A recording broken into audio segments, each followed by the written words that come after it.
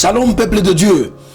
Au-devant de vous, c'est le pasteur Isaac Mouindo. Je suis là pour nous apporter la parole de Dieu. Nous sommes dans le livre de Jean, chapitre 6, le verset 71. Mon thème, c'est ce qu'il faut savoir sur la race de Juda. Ce qu'il faut savoir sur la race de Juda.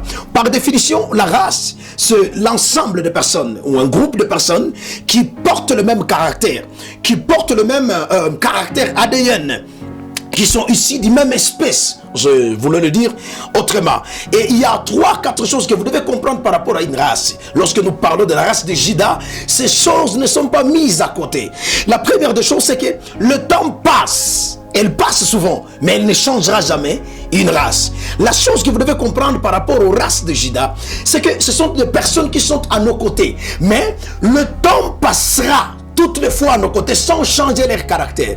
Le temps passera sans changer qui ils sont en réalité. Alors ne faites jamais l'erreur de soumettre le temps à la race de Juda, croyant qu'avec le temps Juda va changer, croyant qu'avec le temps le trait qui est en Juda changera. Non, bien aimé, écoute-moi très bien.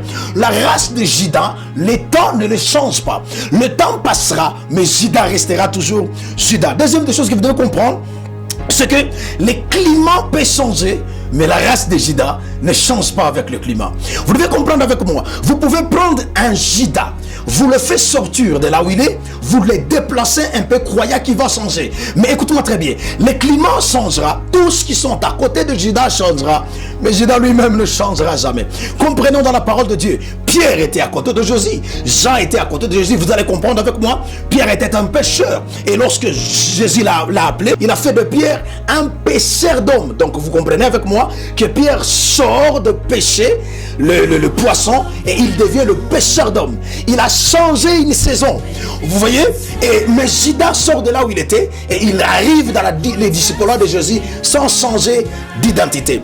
Et si vous faites semblant de vous dire voilà, je vais lui donner du temps, je serai à ses côtés jusqu'à ce que Juda change, frère bien-aimé, vous vous trompez. La race de Juda, c'est une race qui ne change jamais. Le temps peut passer, mais Juda restera Juda.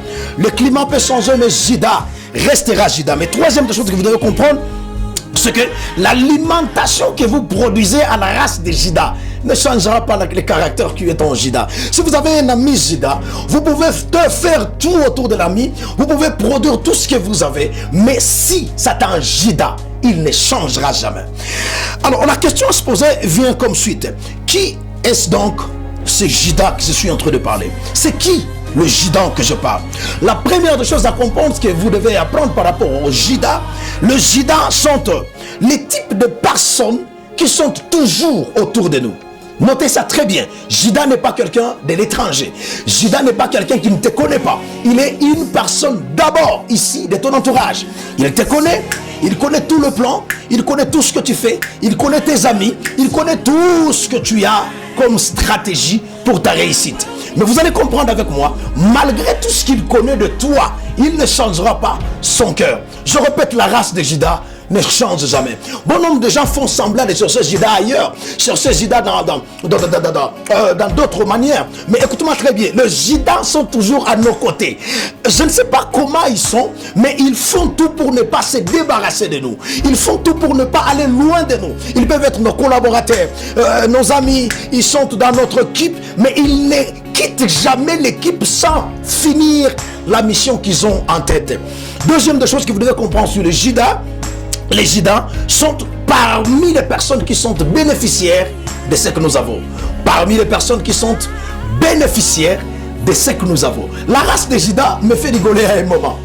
Il y a des moments où vous pouvez produire tout sur la race de Juda. Pour peut-être l'alimentation spirituelle. Oh, comme je dis, il a tout donné comme l'alimentation. Il a prêché, il a fait tout. Mais Juda n'a pas changé. L'alimentation ne le change jamais.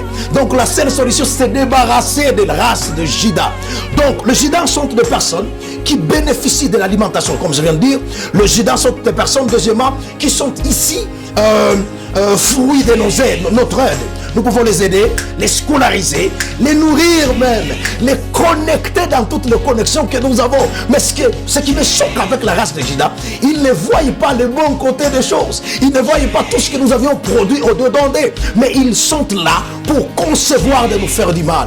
Seigneur, délivre-nous de la race de Juda. Les personnes qui ne veulent pas nous lâcher, les personnes qui nous suivent par intérêt et ils veulent voir notre chute. Seigneur, délivre-nous de la race de Juda. Mais la troisième des choses que vous devez comprendre, c'est qu'ils sont ceux qui connaissent notre stratégie d'attaque. Les Judas ne sont pas ignorants, bien-aimés. Ils connaissent notre stratégie d'attaque. Vous allez comprendre la parole de Dieu. Jésus a prié, Judas était avec lui. Il est monté à la montagne, Judas était avec lui. Il mangeait, Judas était avec lui. Ce qui me choque avec la race de Judas, c'est qu'ils sont prêts pour attaquer ceux qui sont à nos côtés. Mais eux-mêmes ne sortent jamais de nos côtés. Entrez dans les églises, vous verrez, il y a des gens qui sont à la chorale, ils sont à l'intercession, ils sont dans tout ce que nous sommes en train de faire. Ils sont prêts pour combattre ceux qui sont à nos côtés. Ils combattent même les idées qui sont autour de nous. Mais eux n'abandonnent jamais et ne sortent jamais. Ce sont le type de personnes qui disent, bon, cette église, vous devez quitter cette église. Oh, cette organisation, vous devez quitter l'organisation. Ce leader n'est pas bien. Ce leader, je ne sais pas, il est combat. Mais lui-même, au fond de lui, il ne veut pas quitter de là. Vous savez pourquoi? Parce que les Judas sont des démons à nos côtés. Ils cherchent à nous déconnecter des bonnes opportunités, à nous déconnecter des bonnes personnes, en fait qu'ils nous voient chuter. Que Dieu nous débarrasse de la race de Judas. Judas qui m'écoute à ce moment, il est temps que tu changes ton cœur. Il est temps, femme qui m'écoute à ce moment, que tu changes le cœur. Le Seigneur veut te voir marcher dans les bonnes voies. Tu ne feras pas toute ta vie en train de concevoir les mauvaises choses contre les personnes qui te font du bien. Ce n'est pas la volonté de Dieu. Il y a une des choses aussi qui me tourmente la tête par rapport à ces thèmes. Et ce qu'il faut savoir par rapport à ce genre de Judas. Écoute-moi très bien.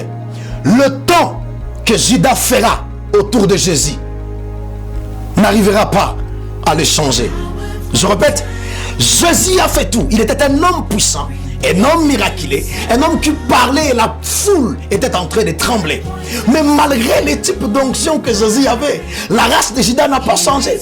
La question que je pose à la personne qui me suit à ce moment, si la puissance qu'avait Jésus n'a pas changé Judas, crois-tu que toi tu le changeras? Si l'évangile que Jésus avait, l'homme puissant n'a pas changé Judas, crois-tu que tes faibles conseils là les changera?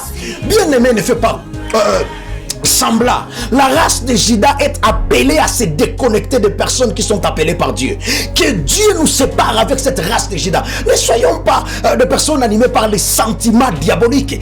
Détache-toi de Judas. S'il y a un Judas autour de ta vie, autour de ton ministère, autour de ton entreprise, déconnecte-toi de Judas. Vous pouvez lui donner du temps. Il ne changera pas. Oh mon Dieu, si Jésus, un homme puissant qui a travaillé et qui a enseigné avec stratégie, n'a pas si à lever tout ce qui était dans Judas, quel conseil d'amis finira par travailler la mémoire d'un Judas? Judas, écoute-moi à ce moment. Tout ce que Dieu veut de toi, ce que tu changes. Dans la parole de Dieu, plusieurs fois Jésus a parlé de Judas. Si vous lisez dans le livre de Jean, chapitre 6, le verset 70, Jésus le qualifie d'un diable, d'un démon. Oh, j'aime ça. Il qualifie Judas d'un démon. Pourquoi ça? Parce qu'en lui habitait la plénitude des diables en personne. Frère, ne faites jamais l'erreur d'aller prêcher un démon.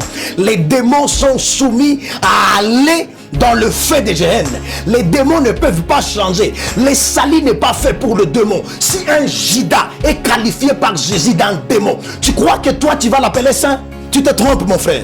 Avec la race de Judas, ils sont habilités à aller dans le feu. Jésus l'appelle un démon. Il y a trois choses qui étaient caractérisées par que Jésus avait comme caractéristique dans son évangile. La première des choses avec la race de Judas, c'est que Jésus se levait toujours et contredisait tout ce qu'ils étaient en train de parler. Nous voyons dans la parole de Dieu, dans Jean chapitre 12, le verset 4, lorsque la femme là est venue, elle a versé son parfum au devant de Jésus et elle a dit, il faut que j'honore mon maître. Alors Judas s'est levé, il a commencé à discuter. Il a dit, mais comment vous venez de faire cet acte comme ça? Il s'adresse à Jésus et dit, ce parfum devrait être vendu et que cet argent puisse être utilisé pour le soutien des orphelins et le soutien des personnes qui sont rejetées. Mais écoute-moi, c'était un bon conseil, n'est-ce pas? Mais Jésus n'a pas accepté les conseils de Judas. Parce qu'avec les Judas, ils commencent par de bonnes intentions. Mais derrière leurs intentions, il se cache le malice du diable. Voici ce que Josué a dit. Il dit, je ne peux pas faire ça. Voilà ce que la Bible est en train de nous parler. Alors que Judas a parlé ces choses, Jésus s'est enfouté. Il a dit, le pauvre vous serez avec et tout le temps sur la terre. Mais moi je m'en vais vers le Père. J'aime le propos de Jésus. Jésus vient nous enseigner qu'il faut nous aimer lorsque nous sommes vivants. Frères, aimons-nous vivants. Aimons-nous vivants. Ce n'est pas à la mort d'une personne que tu viendras pour l'aimer. C'est ça ce que j'ai du mal avec la race de Judas. Ce sont des personnes qui ne veulent pas te voir bien lorsque tu es vivant et ils veulent proclamer la grandeur lorsque tu es mort. Nous sommes fatigués avec la race de Judas.